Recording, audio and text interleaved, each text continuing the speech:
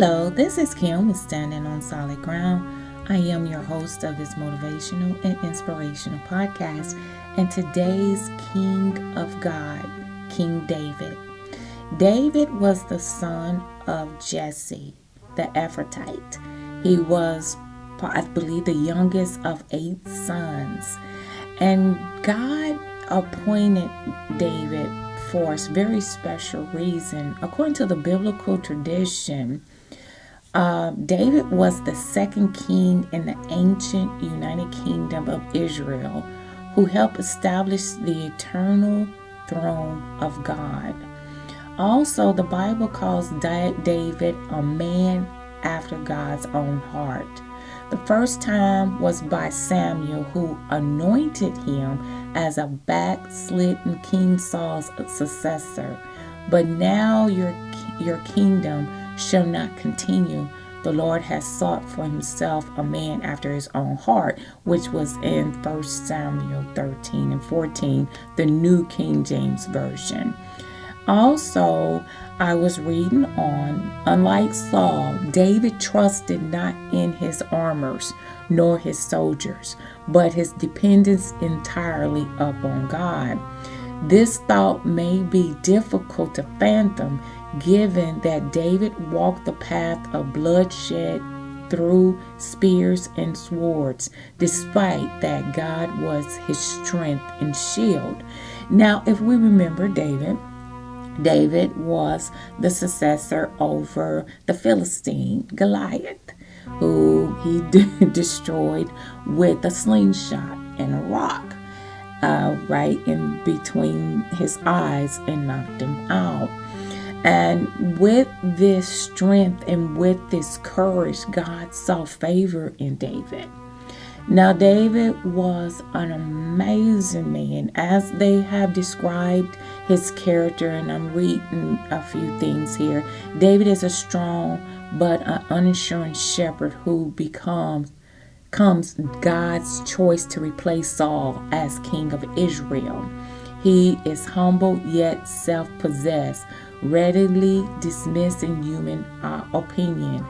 His humility becomes clear early in his youth when he kills the giant Goliath with a sling stone, declining the opportunity to use Saul's royal armor. And everyone has their way of fighting, but God gave David this simple thing to use to defeat Goliath, and his strength and his courage to fight someone so big was astounding, and it was very nurturing to God, because God saw someone that he could trust to fulfill something that many men could not do. And this was a great thing for David. However, David did mess up. And we all have to understand that no matter how great we become in God, how favorable God shows us his favor in the things that he do in our life, we are subjected to falling and failure because we are still human. And God overlooks that a lot of times in our lives. If you look at Moses, when he smote the rock the second time, instead of speaking to the rock, God still had favor with him. Although he did not allow him to continue on to the promised land, he still spoke with Moses. He still talked with Moses. He still traveled with Moses and blessed him until he told him, you can't go any further. And David, when he messed up, when he looked upon another man's wife and brought her unto him and impregnated him, and then put her husband on the front line to be killed, that was not of God.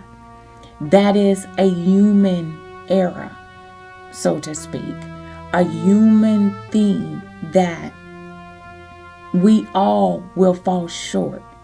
Nevertheless, God still had mercy upon David. This is where the Psalms come in.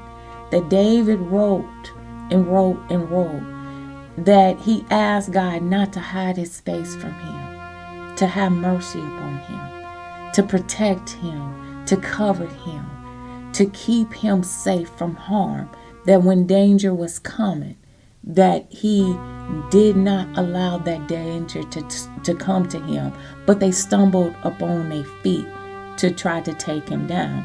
So God still had favor in him.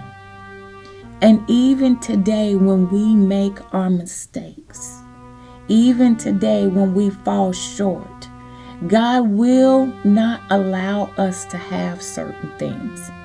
It's like if he made a list of things that he had intended to give to us, and we make that one mistake, God will take that off the checklist and say, well, no, you can't do this.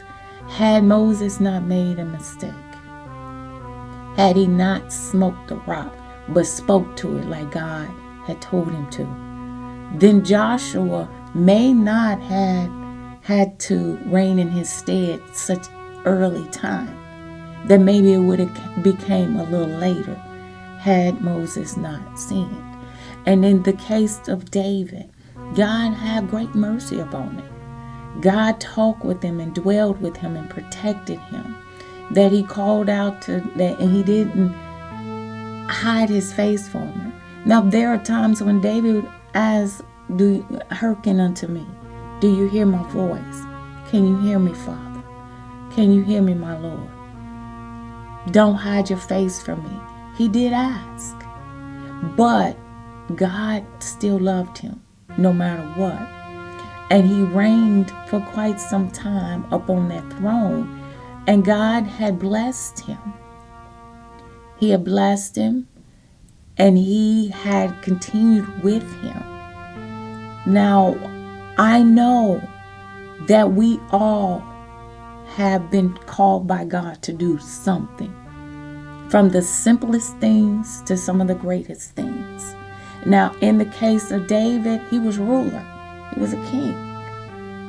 And that is our great hierarchy. That's like the president of the United States today.